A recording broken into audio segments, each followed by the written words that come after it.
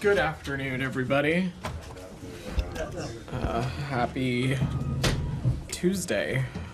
I do not have anything off the top. Sean, you want to kick us off? Sure. When I woke up this morning, I wasn't expecting to be asking about this first thing in the briefing, but South Korea. Yeah. I saw, Kurt, Deputy Secretary Campbell, obviously made some comments just a short time ago. But to follow up on that, he voiced concern. Does the U.S. condemn what President Yoon has done in imposing martial law? So, look, Sean, to take a step back, we are watching the recent developments in the ROK with grave concern. We are seeking to engage with our Republic of Korea counterparts at every level, both here in the United States and in Seoul. The Secretary has been briefed, and we're keeping him appraised of the developments, as well as monitoring closely what's happening on the ground. Let me also just mention that our alliance with the Republic of Korea is ironclad, and we're fully committed to that. And ultimately here, our hope is, and every hope and expectation is, that any political disputes will be resolved peacefully and in accordance with the rule of law. Okay. The grave concern and the rule of law, is it the perspective of the United States that President Yoon has been following that? So, look, this is an incredibly fluid situation. I'm not going to jump to any immediate conclusions at this point. What I can say is that we are watching these developments with grave concern. We're staying in close, appropriate touch with our ROK counterparts, and I'm sure we'll have more to say as the situation continues to unfold. I just don't want to get ahead of that. Well, so the rule of law, the National Assembly has voted now certainly to undo this, right, to rescind martial law. So from the perspective of the United States, should that stand? Should the martial law be rescinded? So, look, every country, of course, has its own rules and laws and procedures. I'm certainly no expert in South Korean law, and certainly how the South Korean legislature works and what the ins and outs are of that. But certainly, it is our hope and expectation that the laws and regulations of a particular country are abided by that particular country. Does that include the National Assembly vote? That would be the case as well. But again, I'm just not going to get ahead of the process here. Just to put a fun point. Yeah. So it's the National Assembly vote. So basically you think that the National Assembly voted martial law should be finished. The United States respects that decision by the National Assembly. Sean, I'm not going to... There is obviously a lot happening in South Korea over the course of the day. Ultimately, for us, as I said, we want to see these political disputes resolved peacefully and in accordance with the rule of law. And, of course, such a vote in the legislature would be consistent with that approach. But we're continuing to remain in close touch with our ROK counterparts, and I'm sure we'll read out any conversations that may or may not take place over the coming days. Just a couple more things. Has there been any conversations directly with President Yoon, not necessarily from the Secretary, but with President Yoon? I have no conversations to read out with President Yoon. We are continuing to seek to engage our ROK counterparts, but I don't have any calls to read out. And maybe taking a step back, President Yoon was invited to a state dinner last year. In March, he hosted the Democracy Summit, which of course is a signature issue for the outgoing president, for President Biden. Yeah. Were there concerns voiced in the past, or does this take the U.S. completely by surprise, or were there concerns voiced in the past about? Sean, I'm not gonna. I'm certainly gonna keep private diplomatic conversations as that. I'll keep them private. I think what I can say is that we were not notified of President Yoon's announcement in advance. But beyond that, I think the important thing to remember, Sean, is that ultimately at the crux of this is not, President Biden, President Yoon, these two specific governments. What this is about is the broader strategic relationship and the broader strategic partnership that we have with the Republic of Korea. And that alliance, as I said, is ironclad. There continues to be, in our point of view, a lot of important work that we want to continue to do with the Republic of Korea. This incident, of course, as I said, we are continuing to watch with grave concern, and we will continue to follow developments developments on the ground very closely, but our commitment to the Republic of Korea and our alliance continues to be strong and ironclad. And as I said, they continue to be a vital partner in the Indo-Pacific, and I'm just not going to get ahead of this. Sure. Just one final one, Yeah. to defer. But to put a point on that, I mean, the National Assembly vote. I mean, do you want President Yoon to respect that? Do you want the military to respect that? As you heard me say, Sean, that we want this to be resolved peacefully in accordance with the rule of law, and certainly the legislature voting to pass something would be consistent with the law of that country. Certainly. Daphne, go ahead. You mentioned several times conversations that are taking place. Can you give any more detail on who's having those conversations? I don't. I'm not in a place to get more specific beyond that, beyond just saying we're continuing to seek to engage our counterparts both here in the United States, but also in Seoul. And should we have any calls or meetings to read out, we'll certainly do that. Do you expect the Secretary to have any calls? I have nothing to preview right now, but as I said, the Secretary has been briefed on this, as has been others on our team, and we're continuing to pay attention and monitor the situation closely. And what's the message been from the administration in these calls? Again, I'm gonna keep private diplomatic conversations private. As you just heard me say to Sean's question, we're watching these recent developments. We're watching them with grave concern, and we're seeking to engage our counterparts in the ROK. Okay. I've got some questions on Lebanon, but I don't know if anything. Well, I'll come back to you, Dan. Go ahead.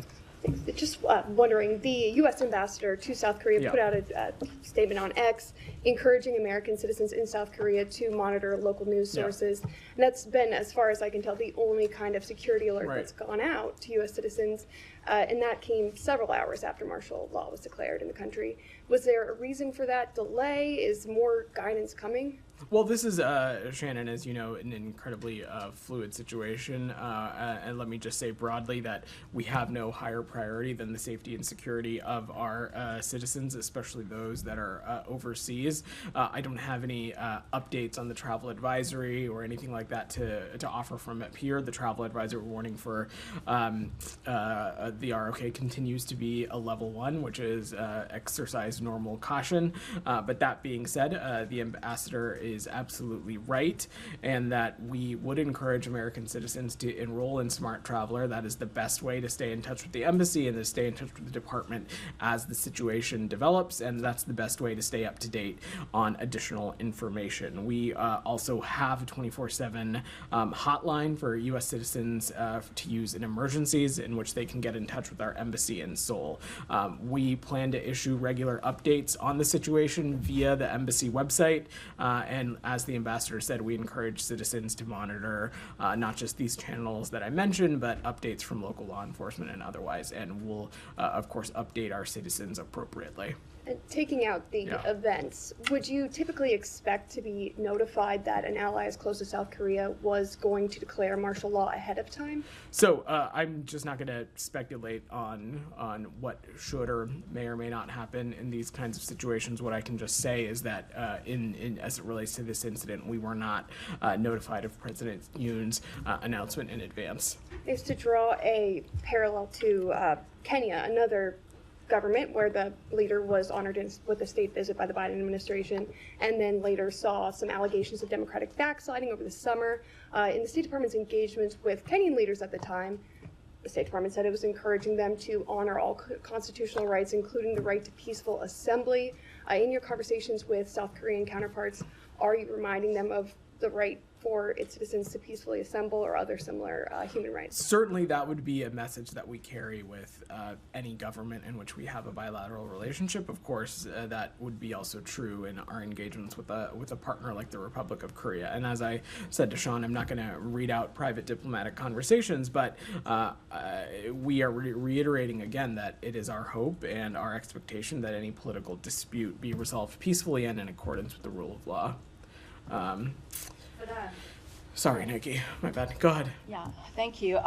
So has the United States received specific threats from North Korea in the past 24 hours or in the past few days? I have no threat assessments analysis to offer as it relates to the DPRK in the context of this. So does the U.S., how does U.S. assess this unsurprised declaration? Is that mainly focus on domestic. I don't have an assessment to make, Nike, and as I said to Sean, we are watching these developments. We're watching them with concern. We're seeking to engage our counterparts with the ROK, both here in the United States as well as Seoul. We are also undertaking a number of steps, as I laid out to Shannon, about ways in which we're supporting American citizens and making information to them available as it relates to this. But beyond that, I don't have any other updates. Again, I will just echo that our hope and expectation is that any political disputes be resolved peacefully and in accordance with the rule of law. And finally, Yeah. I know you just talk about the travel advisory. Can you talk about the personnel and security posture within the U.S. Embassy and with the U.S. military there? Well, we certainly wouldn't speak to some of those things in detail, just given the safety and security of our facilities and our personnel, but I don't have any changes to announce. Yeah, go ahead. Yeah. On that point, Yeah. I mean, in terms of how you know, it's very notable that you have put a lot of emphasis on the phrase political disputes. I mean, do you see this as basically a political dispute within South Korea? It's not for us to characterize, Tom. What we are attempting to do is continue to gather the facts and continue to gather the circumstances of what's happening on the ground, engage appropriately with our counterparts both here in the United States and at Seoul, and then monitor and make appropriate adjustments if needed as it relates to our personnel and our citizens, which again at this point we've not done, but I've outlined a number of ways in which U.S. citizens can engage with us. Beyond that, it's really not for us to I'm not going to speculate or opine on the theory of the case or the reasoning or the decision making here, beyond just saying that it's certainly concerning to us. We're paying very close attention, and that for us, what we want to see is this resolved peacefully, and we want to see it resolved in line with the rule of law. I mean, President Yoon has very much sort of framed this or presented this as a strategic security issue. You know, he's talked about the need to eradicate pro-North Korean forces and protect the constitutional democratic order, but it's sort of notable that in your statements so far you haven't reflected that sort of notion of a strategic threat at all. Does that mean you share that assessment with him? So look, certainly when it comes to the Korean Peninsula, I'm sure that any number of U.S. officials could spend a lot of time talking about the destabilizing force and presence that the DPRK is, and the long litany of reckless and destabilizing actions that we've seen the DPRK undertake, not just over the course of this administration, but many years beyond that. As it relates to this incident, though, specifically, it's just not for us to draw any kind of conclusion or to particularly link those kinds of things. For us, what we are focused on is assessing the facts, paying close attention to the situation on the ground, making appropriate adjustments if needed as it relates to our consular posture, but beyond that, engaging with our ROK counterparts, and then ultimately wanting to see this be resolved peacefully and in accordance with the rule of law. Yeah, go ahead. Jiwon Ho of Secret Times from South Korea. Uh-huh. So under the emergency martial law, if some military action happens, then what is the role of U.S. forces in South Korea?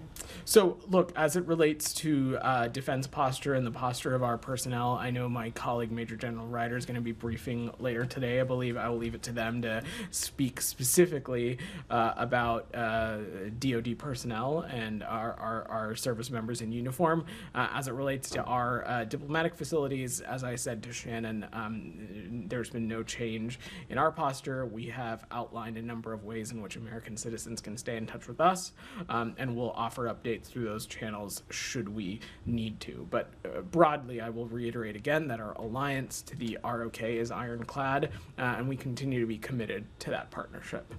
Saeed, go ahead.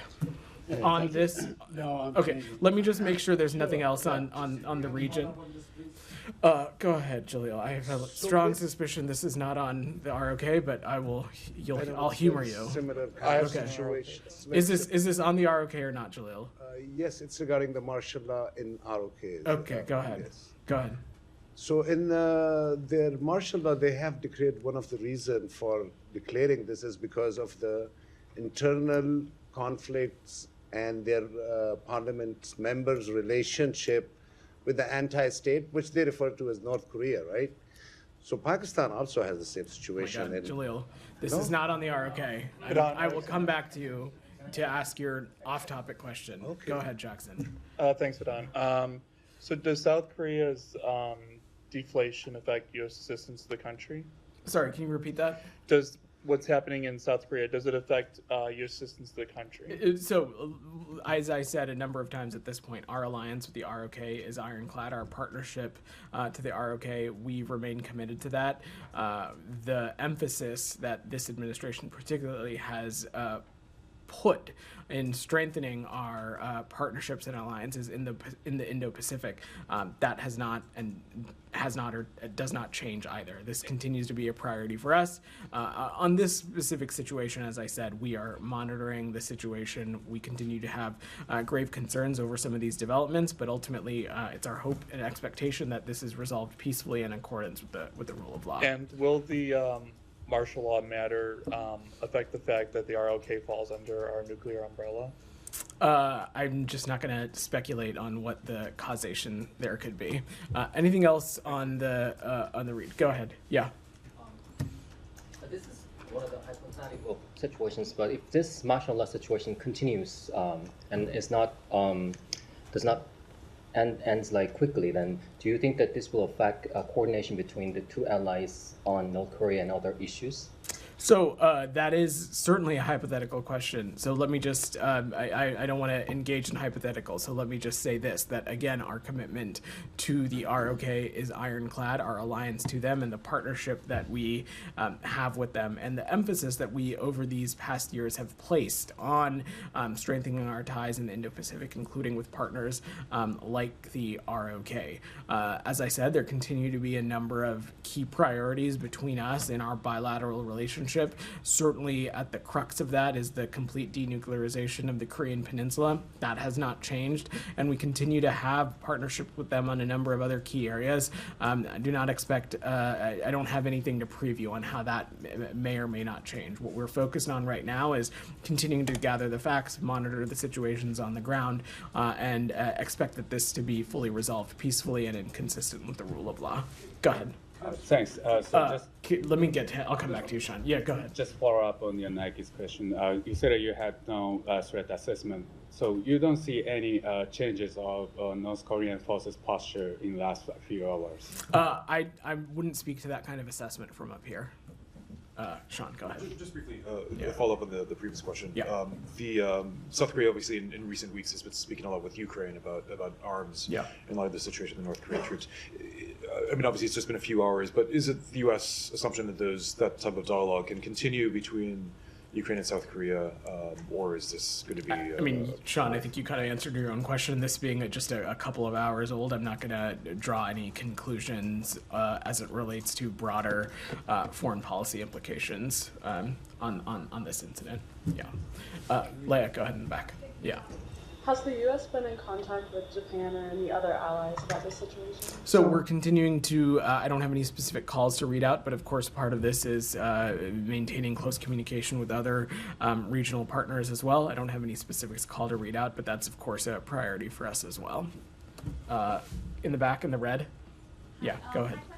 China. Is it related to the gallium and germanium bans? Were you anticipating the export ban from China? Is there any strategy to deal with it in the coming future, as it's both dual-use military and civil applications? Let me see if I can have the team follow up with you specifically on that one. Okay, I'll come back to you, Saeed. Did you have something on? Okay, go ahead. Then I'll come to you, Saeed. I promise. Go ahead. I'm from South Korea, SBS. You said repeatedly you hope all political disputes will be resolved peacefully. Then the Department of State believe that President Yoon declared the martial law due to political reasons. I'm not here to offer an assessment or to draw a conclusion on the reasoning behind such a decision. That's certainly not for us to speak to. What I'm speaking about is what the United States' efforts have been as it relates to this, which, as I said, have been, one, trying to gather as much information as we can, continuing to monitor the situation on the ground. We are monitoring these developments, as I said, with serious and grave concern. On top of that, we're seeking to engage our counterparts both here in the United States, but also in Seoul as it relates to this, and ultimately want to see this resolved peacefully and in accordance with the rule of law. I'm not going to make an assessment or a conclusion on the reasoning here. And when did the U.S. government receive the notification from the South Korean government about the martial law? As I said, I think in answering Sean or Daphne's question, we were not notified in advance as it relates to President Yoon's announcement. Not advanced, but when? When get the notification? Just so the news? We were not notified in advance. We were not notified in advance. Beyond that, I'm not going to get into the specifics of our private diplomatic conversations, but we were not notified in advance of President Yoon's announcement. So the U.S. government also noticed the martial law from the news? We were not notified in advance. Go ahead, Said. I'm changing topics. Sure. We'll talk about Gaza. Yeah. Well, according to the New York Times, Israel is building a base or bases in central Gaza, which is an indication that they are there to stay. Do you have any comment on that? Is the administration able to do anything to undo this or to make sure that this does not happen? Said, I've seen those reports, and I will leave it to the Israeli government to speak to their veracity or not. Certainly would not be for us to speak to, but on that site, if they are true, certainly they would be inconsistent with a number of the principles that Secretary Blinken laid out in Tokyo about a year ago of what our viewpoint is when it comes to the region and the future of the region. So firstly, that would most certainly be the case, and I think key among them is that there cannot be any reduction in territory of Gaza. Beyond that, there can also be no forced displacement of Palestinians from their home, and they must be allowed to return safely to their homes in the north as soon as the conditions allow. So first and foremost, should this be true, it would be inconsistent with the principles that the Secretary laid out in Tokyo. I will leave it to the Israeli government to speak to that reporting. It's really not for us to speak to. But certainly you have the means to, to determine the veracity of these claims or these reports. I don't have You have to wait for the Israelis to tell I don't you have it. that we are building bases? I don't have an assessment to offer from up here side on The United States is it's involved in this process. Side. All throughout. As you so know, we don't have any boots on the ground in Gaza. Beyond that, I don't have. It's certainly not for us to speak to on the veracity of these. If they are, it would most certainly be inconsistent with what we want to see for the region, and certainly would be inconsistent with the principles that the Secretary laid out in Tokyo. And should they be true, it's certainly something that we will raise quite seriously with our partners in Israel. But I don't have an assessment to offer. But Vedant, this must be one of the most surveilled pieces of real estate anywhere in the world, especially by the United States and by its allies. You can't tell me you don't know what's going on in Gaza. Said, we of course know what's going on in Gaza. We of course are paying very close attention to what's happening in Gaza as it relates to this particular piece of reporting, which I'll just note comes from a media outlet. It's not any kind of government-to-government announcement or government-to engagement. I don't have anything else to offer beyond what I just said. Well, I tell you that Volker Turk, the chief UN human rights person, or chief human rights chief,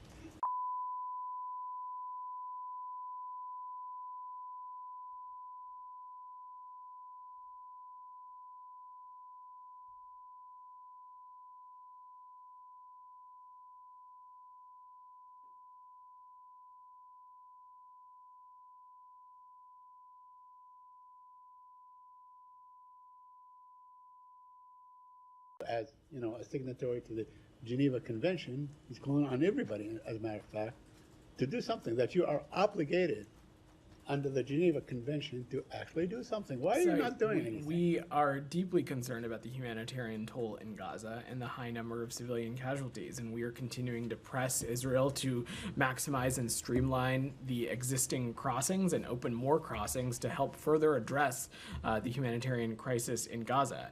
On top of that, we want to see an end to the war, and that's what we're trying to accomplish, and that's what we have continued to be engaged on for quite some time now, and we'll continue to work at this till the very last hour of this administration.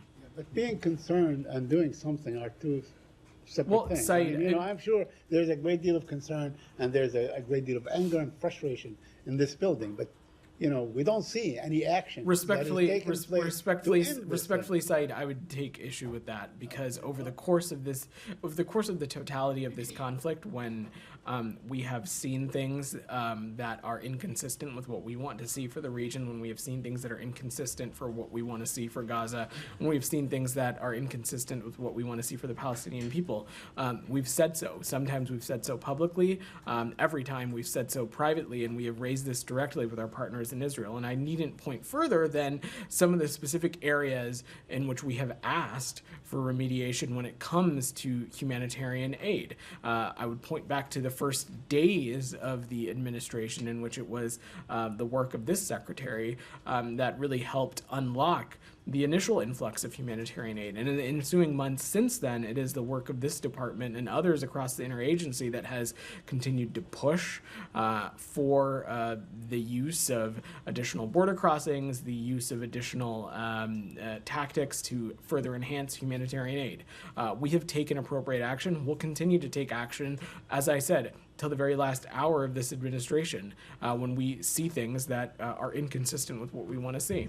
So let me just, on this point, we saw the statement issued by Matt last time about the meeting with Dermer, between the Secretary of State Blinken and Dermer, in which he says, he talked about the need to end the war and the need to get the hostages home and so on. Now, at the same time, earlier in the day, we saw a statement by the president-elect basically threatening to, wipe out and make whatever happened thus far in Gaza to seem like a picnic. Those are my words, not his words.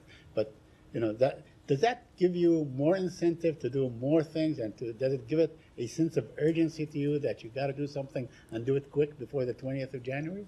What we are focused on, Saeed, is we are focused on using every ounce of energy and every time that we have available to bring this war to a close, to do everything we can to address the humanitarian situation in Gaza and everything we can to make sure that the hostages can return home and bring this war to a conclusion and start having a serious diplomatic conversation of what we want the region to look like the day after. That's what we're focused on. There's only one president at a time. I will leave it to you all to ask the tough questions of the next administration starting on the 21st. But beyond that, I'm really not a spokesperson for them, so I will let them clarify whatever thoughts they have about the Middle East. The coming administration. I'm saying that give you, that make you feel an urgent. We are continuing to operate with the utmost urgency, and I think there's not really a public statement, whether it's from a former president or otherwise, that is going to impact that, because we are already operating at maximum urgency. My last question, I asked Matt yesterday on, the killing of the World Central Kitchen employees, and yesterday that was happening. Because that happened on Sunday. Yesterday they killed. One aid worker from Save the Children. I mean, if this had happened anywhere in the world, if it was happening in Ukraine or anywhere in Africa, wherever it is, you would be outraged. Why is there not even a whimper, not even an outrage, not even a statement saying you condemn this? We are outraged, and we are wanting more information about this incident. We are concerned by that reported strike that killed the Save the Children aid worker in Khan Yunis. Our view is and has been that humanitarian workers must be protected so they can safely deliver aid, whether it be in Gaza or whether it be truly anywhere in the world. And as I said, the IDF needs to provide additional information about this incident. I'm not going to draw any conclusion on it until we have seen more information and are able to gather the facts. But broadly, we urge Israel to thoroughly and transparently investigate actions like these and take appropriate action in their system, including ensuring accountability for any violations within their system. Do you condemn the killing of aid workers by the Israeli army? site, we of course condemn the intentional the killing of aid we workers, condemn the intentional killing of aid workers anywhere. As it relates to this specific incident, we have asked for additional information. I'm not going to draw any conclusion until that has happened, but of course we are deeply concerned and troubled by this reported strike. And as you've heard me say, we think that aid workers need to be able to do their work, not just in Gaza, but in other places in the world. Jenny's patiently had her hand up. Go ahead. Has the new channel of the civilian harm mechanism that you guys established with Israelis met yet? It is not. What It will is that not. mean? I'm not going to offer a timeline on that. That's something that we're going to continue to work Matt towards. suggested it would be in early December. Is that still what you're tracking? Well, it's December 3rd, so I'm not gonna put a timeline on it, but we expect that to happen sometime soon. But I don't have a specific date to offer. And then there was a meeting on humanitarian aid for Gaza in Cairo yesterday. Who represented the U.S.? We did have representation from the United States and the State Department. I will have to double check the specific names, but I'm happy to check and get back to you. But we did participate in that forum. On Lebanon, Or do you want to? Yeah, I had a couple on Lebanon. Okay, great. Why don't we? Where do you assess the ceasefire standing now? Do you still see it as being largely successful? We do. Look, the ceasefire writ large is the result of intensive diplomatic effort over many months by the United States as well as partners in France working closely with Israel and Lebanon. Our hope and our expectation is that parties are going to abide by their commitments and that the ceasefire will continue to be implemented. We are continuing to support that implementation. We're working on continuing to build a robust mechanism that assesses the parties in addressing violations. We're working to support the LAF and continuing to work closely with UNIFIL, and we think that kind of work is essential to that. 9 Lebanese were killed yesterday in Israeli strikes on Lebanon. Do you see this as a violation of the ceasefire? So there's a mechanism in place to address and speak to specific violations. On this specific incident, I don't know enough about the specific activity that took place to offer any kind of assessment, but in President Biden's remarks last week, he was pretty clear, and you saw the Secretary echo that if there is a direct threat to Israel's security, Israel has a right to defend themselves. But again, on this specific incident, I just don't have any assessment to offer. Do the Israelis have the right under the agreement or a side agreement with the United States to adjudicate their own assessments of violations and then act accordingly, or is it only direct threats? So I'm just not gonna. I'm not gonna offer. Projectiles launched hours earlier. On this specific incident, I'm just not going to offer an assessment or draw some kind of conclusion on what would fall in the parameters of a violation or not. I think you saw the president speak to this pretty clearly, that if there's a direct threat to Israel's security, Israel has a right to defend themselves. If Hezbollah or anyone else breaks the deal or poses a direct threat to Israel, then Israel certainly retains the right to self-defense, consistent with international law, consistent with what any country would do if they're facing a terrorist group that was pledged to their destruction. But again, on this specific incident, I just don't have an assessment to offer on how it necessarily comports with that. And then last question, is the mechanism fully operational at this point? That is my understanding. Yeah. Go ahead. Netanyahu today said that Israel was committed to the ceasefire deal with with Hezbollah, but warned that it did not mean the war was over. What's your assessment of those comments? I'm not gonna interpret the Prime Minister's comments. I will leave it to you all to ask his office to do that. From our perspective, we are doing everything we can to make sure that the parties abide by the ceasefire. As I said in response to Jenny's question, we want this ceasefire to be implemented. It has been a product of months and months and months of work between the United States and France and other partners, and we are committed to supporting that.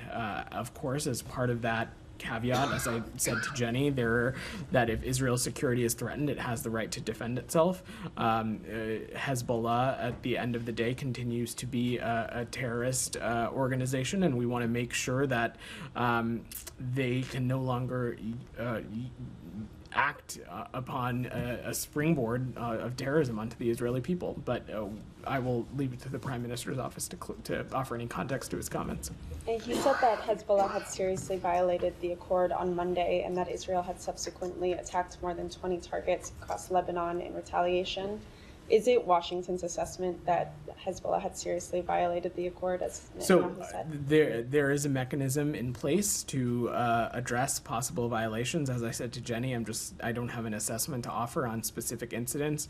Our point of view is that we believe the ceasefire continues to be largely holding in place. As I said, there is mechanisms to address questions or to address violations. That is up and running.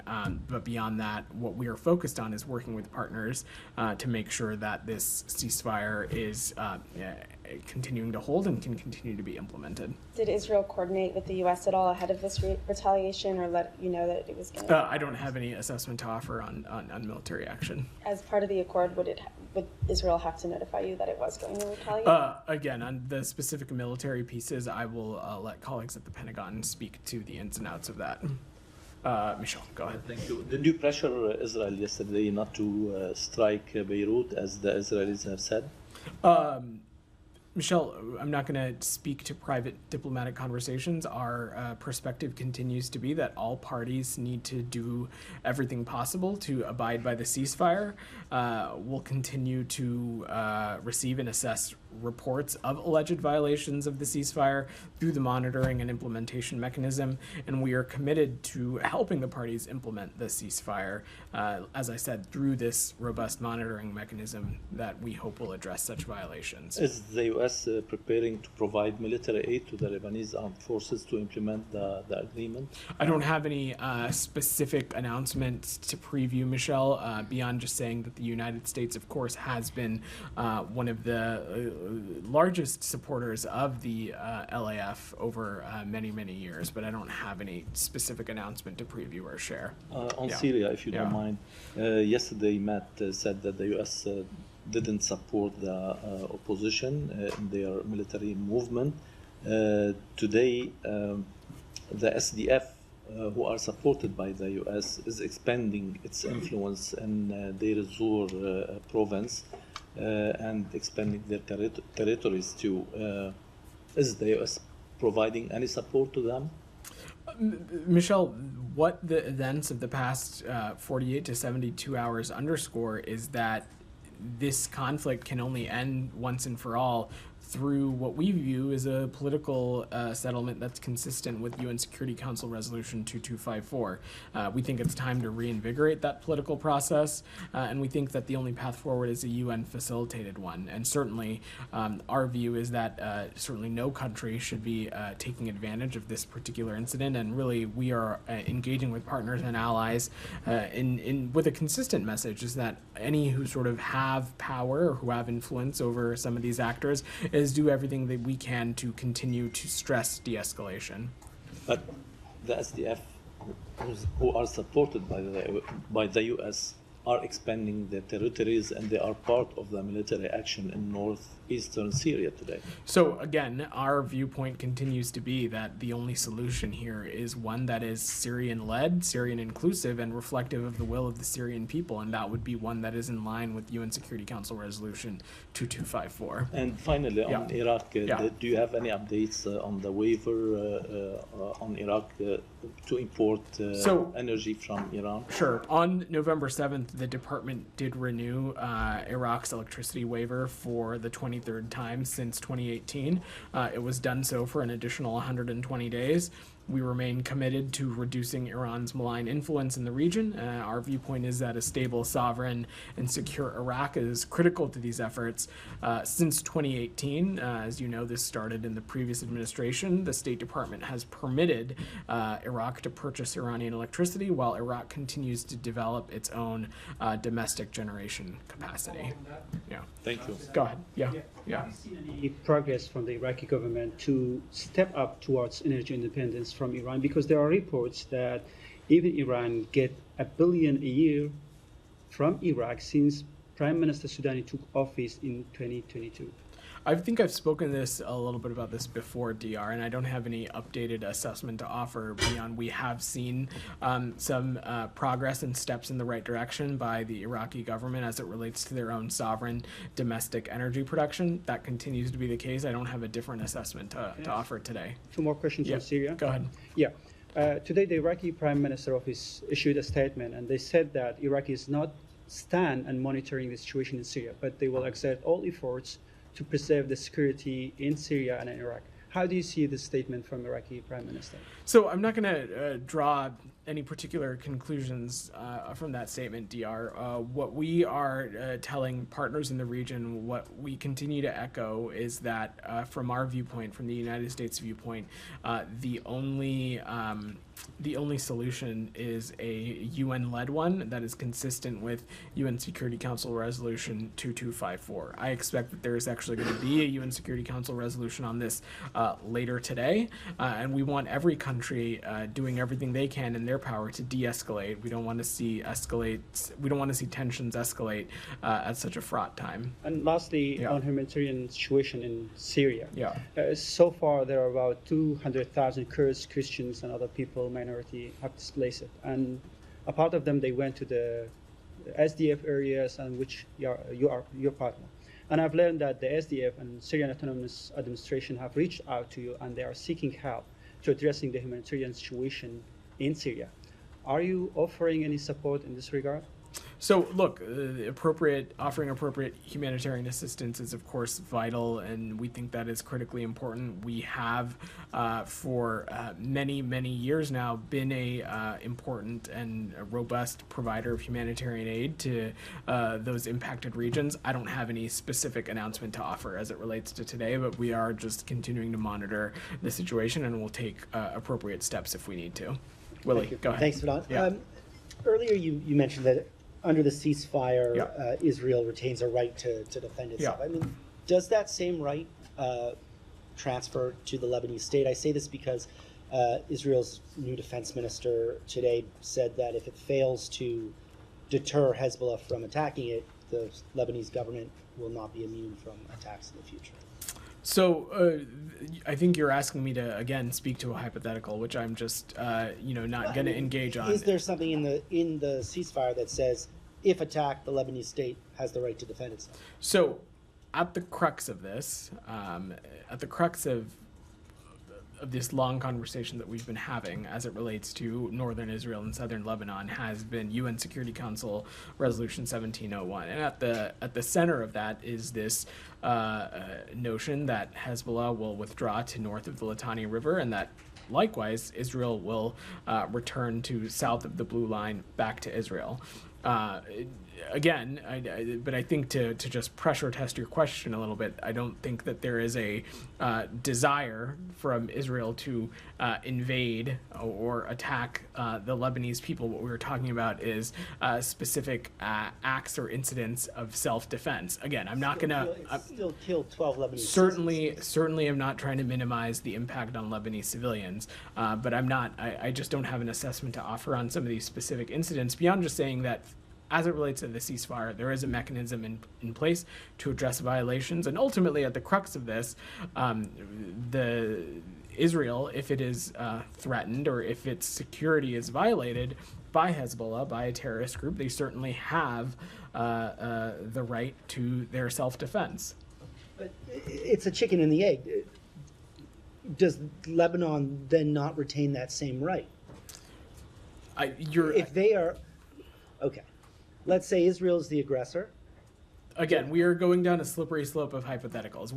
It's not that hypothetical. It is a bit of a hypothetical because on one side we are talking about a terrorist group that, as part of its mission statement, has the destruction of Israel stamped at the center of that. And on the other side, you have Israel, a sovereign democratic state. It is Lebanon three times.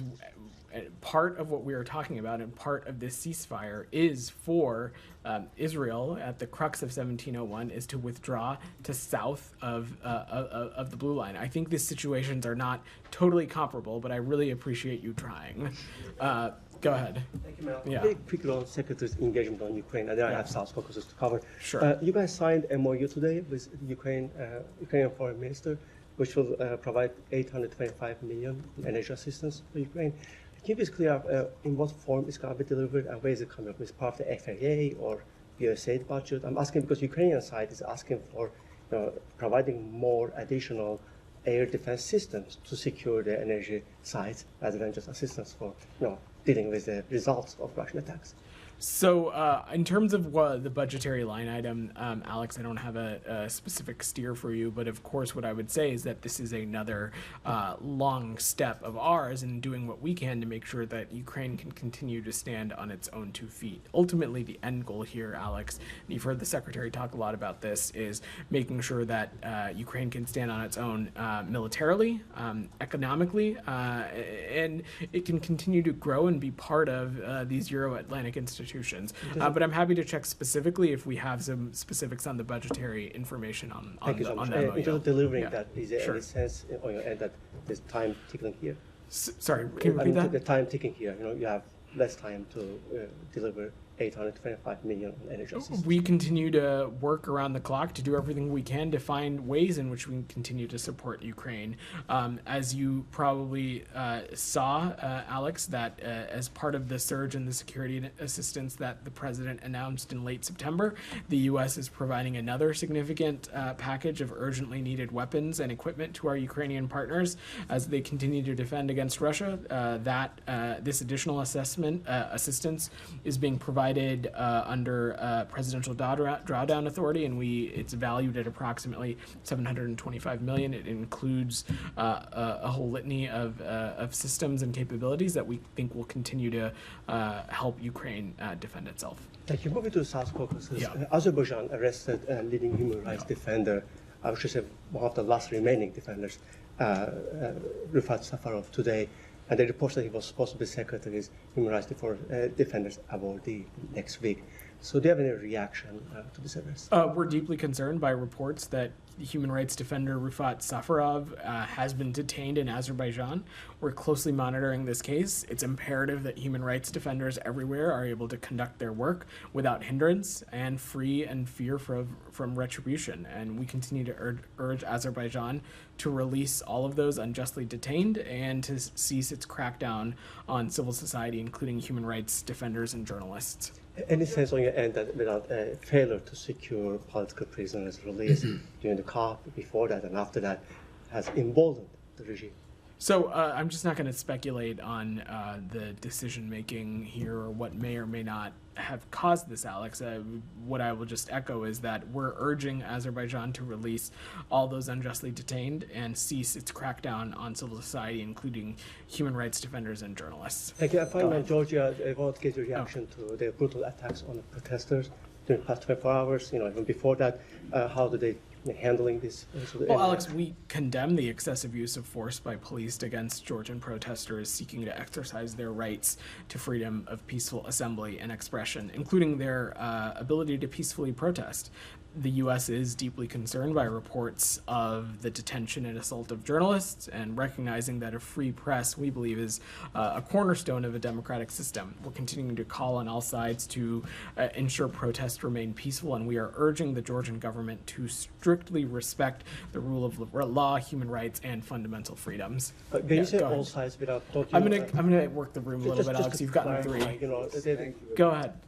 When is the right time for you to impose the sanctions on the person who has organized this massive violence in Georgia? And I'm speaking about the founder of the Georgian Dream Party. So, look, I'm not going to preview or speculate on any actions the U.S. may or may not take. What I can say, what we're focused on right now, is engaging with the Georgian government and emphasizing to them the strong responsibility they have to respect the rule of law, respect human rights, and respect fundamental freedoms, which we continue to believe are the foundation of Georgia's own Euro-Atlantic aspirations. Go ahead. Thank you so much. In Bangladesh, British MPs Barry Gardner and Priti Patel released concern in the UK Parliament over violence against Hindus in Bangladesh, highlighting over 2,000 violent incidents and calling for urgent government discussion with Bangladeshi authorities to ensure protection, law and order, and freedom of religion for minority communities. Are there any plan to address this concern through diplomatic and policy measurement from U.S.? So we are consistent with every government in which we have a relationship with. We are clear that there needs to be the respect of fundamental freedoms. There needs to be respect of religious freedom and basic human rights. Any kind of protests should be and need to be peaceful, and that any kind of crackdown, not even crackdown, that governments need to respect the rule of law. They need to respect basic human rights as a part of that, and that's something we'll continue to emphasize. And definitely, you already know that Chinmoy Das Brahmachari, the leader of ISKCON in Bangladesh, also Tulsi Gabbard, proposed director of U.S. National Intelligence, is the member of ISKCON.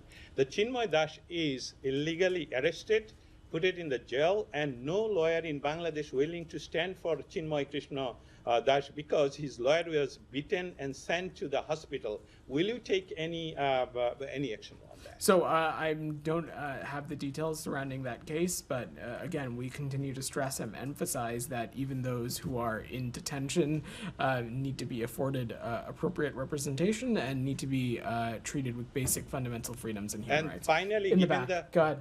Yeah, Thank you. Go ahead. Yeah. Thank you. A couple questions on Gaza. Number one, reports are circulating that Hamas and Fatah are closing in on an agreement to select a committee of supposedly politically independent technocrats to administer Gaza.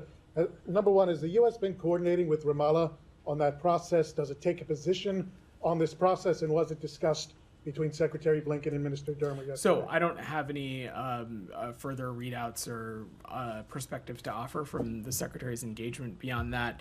I've seen the reporting as it relates to this announcement, but don't have anything to offer beyond just saying, obviously for the United States, Hamas continuing to play a role in any kind of governance form in Gaza would certainly be deeply troubling for us. The U.S. has not been looped into this. I just don't have any diplomatic conversations to read out. One other question on humanitarian aid. Yeah. The UN has put the onus on Israel to clamp down on the looting that's been happening with the trucks going into Gaza. Meanwhile, the UN also says that it cannot allow Israel to escort those trucks because it's one of the warring parties, which is a complete catch-22. How, in the U.S.'s opinion, should Israel go about trying to stamp out the looting of the humanitarian trucks? And again, I guess you already answered the question, but has the U.S. been engaged with Israel in guidance and support in trying to find a solution? So we've been engaged on this issue not just with Israel, but other important regional partners as well, including, of course, the United Nations. It is a serious area of concern, and it's an area of concern where we continue to want to see more happen and more diligence given, not just, of course, from Israel's perspective, but also from the United Nations as well. Can the U.S. provide a solution to it? This is something we're continuing to engage on with partners. All right. Thanks, everybody. Thanks, everybody. Thank you.